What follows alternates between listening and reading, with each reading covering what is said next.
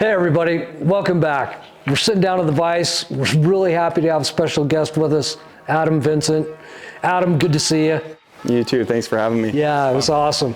And Adam was the winner of our dry fly category, as well as the best in show. I'm gonna let Adam talk about this fly. I've loved the ideas of spinners, especially summertime.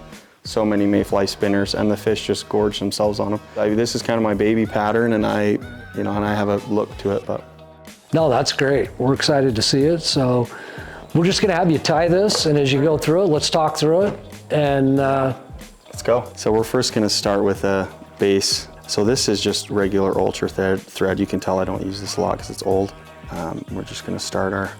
Now what size hook were you tying this on? Oh yeah, this is a size 12 dry fly hook. Okay. You can tie these, I mean, as small as you want to, really. The wing burners come as small as 20, I believe. Really? Okay. Yeah, that's pretty small. That's pretty darn small. Yeah, so we're gonna start with the tailing material. This is Coq de Leon, CDL tailing material, and that just makes awesome dry fly material for old dry fly tail material. Okay, and we want the tail to be about the same length as the body. And you can really adjust that however much you want. Some people are different. Some like it a lot longer, some like it a lot shorter. I generally go the longer the tail, the less fibers. Less fiber, yeah. The shorter the tail, the more fibers is what I do. But you guys can do whatever you prefer. And this is kind of a little unique. Right here, we're actually going to tie into the back the ribbing thread. So I have a little material clip there that I hold it in, but you don't need that. So we're gonna tie this thread, oops. We're gonna tie this thread coming out the back, okay? Because once we're done with the body, this is the thread that we're gonna wrap forward. Okay, and so that will rest there. Great. And then we're also going to tie in 2 or 3, and you don't actually, we don't actually need to do this, but just to match the fly that I tied for the contest. This gives it that little false casing. Sure. The wing casing up along the back, yeah. And mayflies don't actually have those on their body. They have them where their wings are. They have that wing case where their wings are, but I did that just because I thought it would look cool. Well, it did. Yeah, thanks. So we'll get these. Had a few too many there. Okay, and we want to tie that pheasant tail material on the top of the fly. Okay, on the top of the keeping it on the top of the shank. The shank, yeah. Okay. So this material is going to come forward, right? And then this ribbing thread will come is going to secure it down. So right now is the easy part. This is where we just build up the body, and as I build, I try to just flatten this thread. And I'm right-handed. Left-handers have it real easy because it flattens as they wrap. But yeah, right. Where most of us are right-handed, you have to unwrap as you go. And I actually try to take this material, the excess, and I wrap it back on itself. Oh, I see. Okay. Because it helps build that. Exactly. It helps build that taper. Yeah. Because the body slightly tapers, sure. And where I can save, some thread. Not that I really care about that because I'm irresponsible with penny pincher amount of thread I use. Okay, so right here we're actually just gonna tie that off, okay, as if we're finishing that part of the fly. And you don't need too many turns for that whip finish because we're coming back over not just with one but with 2 other threads on top of that. Gotcha. Okay, and so you just pull that snug and clip that. So we're gonna hold it just like this. Okay, and that first wrap we want, here, let's actually twist this. And I twist it because whereas before we wanted the body thread to be flat. Yeah. Right now we don't want it to flatten. We want it to stay very stacked up on itself, the thread. So we're gonna pull that forward, and we're not gonna wrap tight yet because we wanna just make sure that this is a good position, and we kind of have to do this as we go, like so. Okay, and then pretty soon I can actually just come under like this with my non-dominant hand. get to the end. And we want to leave just a little bit there. So we don't want to go all the way to the hook, right? We don't want to crowd that hook. Crowding the eye is it's the ultimate fly fishing cardinal sin. Yeah. So we're gonna just tie that off, wrap a few to make sure that that doesn't go anywhere. Okay, and then we're actually gonna tie this thread off. And this is also just regular ultra thread. Or you can use whatever makes that nice look for you. Well, and whatever color you're going for. Yeah. Because, I mean, obviously these come in gray, dun. Exactly. So many different colors. And you can do a really easy version, or I should say an easier version of this fly by just skipping the white and the wing casing all together. Sure. You can just do the thread color. You don't even need to rib it because the wings and the legs will still give it a good look there. So then we're gonna start, this is where we start with our GSP, which is gel spun poly something. I can't remember what it stands for. Yeah. But I use Semperfli Nano Silk. Here they have a brand. Vivus. Vivus makes some that's really good too. So we're gonna start that here. The nice thing about gel spun thread is that it does not build quickly. So for these small dries, we really like that. And it's also very strong. And as you guys will see here in a minute, we can split it and dubbing loops and put material in it. So I just check it as I go. We're looking pretty good there. We don't need to do this. Most of the time I tie this fly, I don't do this second wing casing, but we'll do a second one just for kicks and giggles. And this will actually also help the, whoops, it wants to go down there.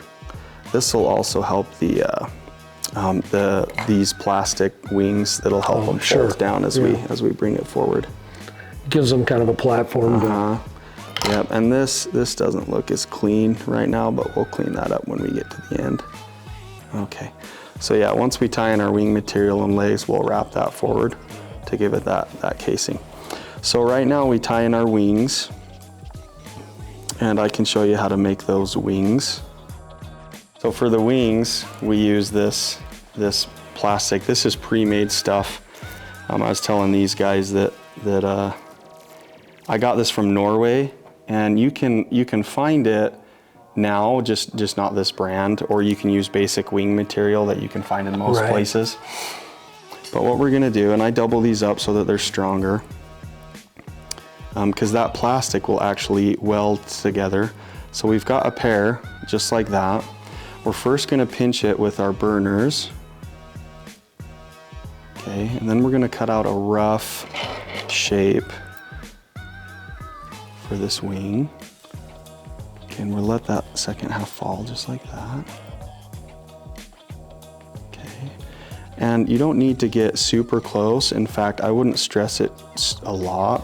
Yeah, because the burning process will really clean that up. Yeah, right? but you don't want too much. Yeah. Because then once you burn, the edge doesn't look as natural as an insect wing. And then it's as simple as, okay, and it always develops a little point, so I just tap that. That'll come right out just like that. Welds them right together. That's awesome. Yeah, so that looks like a little mayfly that looks wing. great. I don't know how well you can see that.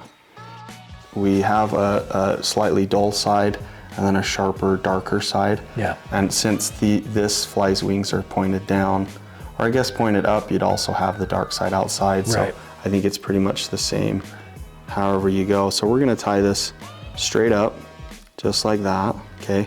We don't need to do too many wraps. We can just do one or two because there's gonna be a lot of wraps on top of these. Let me just trim this really quickly. Boom. Sometimes burning those wings gets those little knobs at the end, and we don't want those. So just a couple's all we need. So we're at this point. We're gonna of course trim the excess down here. And then before I do the last piece, I like to just get that thread right up there. just clean it up. Clean it all up there a little bit. This is where we split the thread right down the middle and do its legs, those really like lifelike legs that are in the picture. Okay, now remember, thread, like everything, as you tie it will twist. And so we're untwisting this, because what we want is we want this thread to be flat, to be completely untwisted. And a way that I can gauge that is I lift up the thread slightly. And if you see it and open up, if I see those fibers open up and spread out like a fan, I'll know that I'm about there. And a lot of times I'll do this and then lift it up, so I can tell that it's twisted that way still, so we do that. We get to a point where, oh, there we go. Okay, that looks good. Okay, so we've split that thread right down the middle. Now that's a little uneven. Well, so I think you got 5 on one side and 6 on the other. Probably more like 3 and... Okay, so that's split about in the middle. Now for this, I would not use anything thinner than 50 denier. Okay. In fact, if you're starting out, I would use 100 denier. 100 denier. Yeah, with this technique, because it's a little bit more difficult to learn. So you can use anything to save the place of that split. Right. You want to save the place of the split, right, because yeah. when you have your material in your hand, you can't find the split again. No. Yeah. And you also don't need to do this, but we're going to just lightly wax this a little bit. That's going to hold the material in while we twist it. Okay, so right now I just leave that like that, and I find a patch, or you can use whatever patch of hair that you like. I like deer hair for this. It's still hollow, right? But it gives you that really buggy look. Elk is good too. Elk is just a little bit thicker. So generally, before we trim it after we stack. But where we're dealing with something small here, I trim a little bit off of the end before I stack, and that just makes it so that when I put it in here to retrim again, yeah, you don't have so much. I don't have it. Yeah. It's not going to pull the tips out, which is what we really want. And then we're going to get a good little stack there. Can I kind of wiggle it so it naturally spreads itself out there? And what's important here is you want to keep keep that thread tight. You don't want to lift the spool up at this point, because it'll let go of a lot of that material. Now, before we trim, okay, I'm just gonna do the right length that I want, because every fly is different, right? And sometimes you want more, sometimes you want less. Sure. We're gonna do about that much. Okay, and to trim this is also can be a little headache sometimes. What I do is I twist my bobbin like this upwards while maintaining that downward pressure. Keeping the tension on it. Yeah, so that nothing's in the way of my scissors as I trim. And I'll hold this thread with my index finger here and turn it a little bit if I need to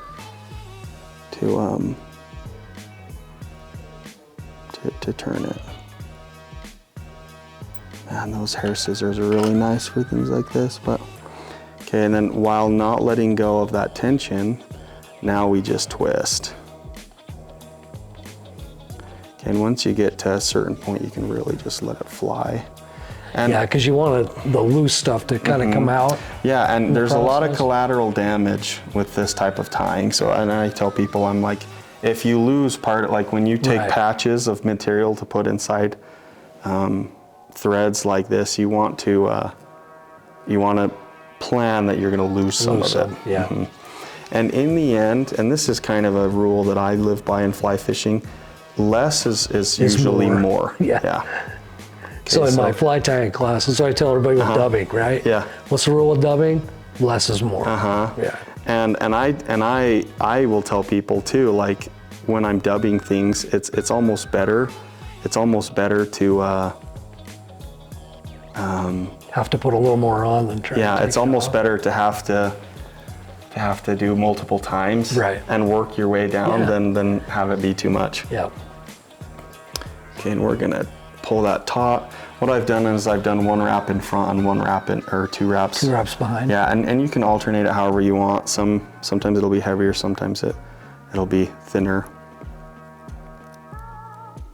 Okay, then we're gonna split those wings just like that. And I pinch. Oh, we got a little. Yep. And this plastic it's pretty hardy stuff, but you don't want to be. You don't want to be. No, yeah, you don't want to be too hard on it. But then, so it looks just about like that. Okay. Okay, and then we're gonna take our wing casing, pull it forward. And that really, like I said, that separates it and lays keeps the those wings flat down. as well as the material of the leg material here. In fact, before I do this, because we're about to tie off, you guys don't need to do this, but I usually, when I'm working with tiny flies, reposition right at the end. Because keep that thread from going off the eye. Exactly, yeah, because dry fly hooks, the eye is pointed at a 45-degree angle down. Yeah.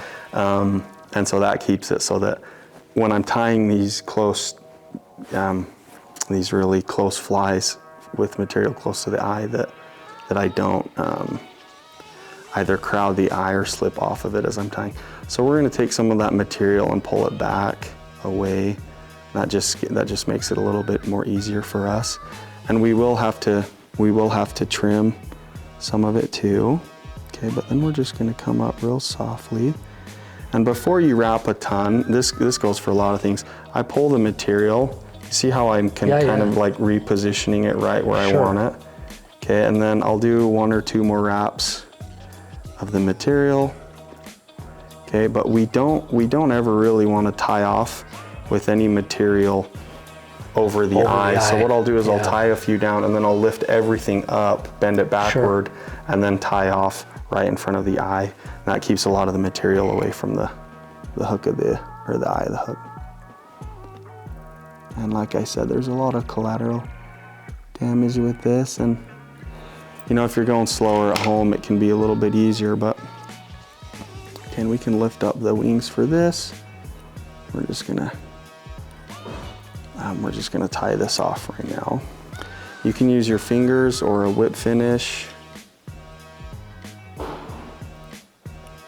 Okay, and we're whip finishing with that same thread. Okay, and I love this GSP because it takes a lot of that material away from the eye. But when I'm tying off with GSP, I don't pull down, I pull back. Yeah. Because it's so strong, it'll pull a lot of material away from that hook eye. So we'll just go straight back. And with 50, sometimes it breaks, sometimes it doesn't, because 50 is not that thick. And I'll even do a second, just to be sure.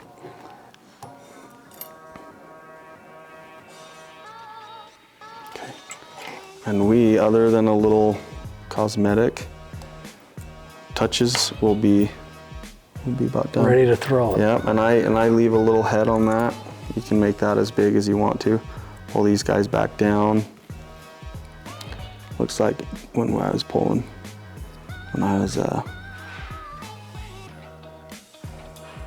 pulling away from that eye, I flattened out some But the beauty of this, though, is that those legs, that deer hair, really gives us a buggy look, right? Yeah. And you don't, it's not like the fish are sitting down there counting the number of legs, right? And this just really looks like a spent mayfly. Yeah, and we lost some of those legs there, but I'll move them forward just like that, move some of these forward. And this one will probably want to hit a drop of that super glue. But yeah, it really, I mean, bugs have 6 legs each. If they're the true bug, right? So insects can vary, but so it's not a lot of legs. Here's our super glue.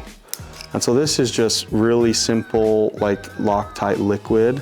And I just put the tiniest drop right up here, just like that. And I'll usually use something that's not my finger to flatten so you that. don't end up stuck to it. Yeah, you can tell I've learned. Okay, and then we don't have to do this, but it really helps the longevity of this fly. To do the underneath. One more really tiny dot underneath, just like that. You can barely see it. And then I do use my finger here, and I just do it fast, so that those legs do get locked in. Yeah, there. perfect. And then that is our fly. That is a great looking fly. Thanks for watching, everybody. That's how you tie the Vincent spinner. Great looking fly, Adam. Super glad to have you here today with us, and super interesting to watch. I always seem to learn a lot as we watch other tyers or see other people do stuff. Just very interesting process. So thanks for being here. And as always, everybody, come into our store, shop online, we'll get you set up. We'll make sure you get all the right materials and get you on the water.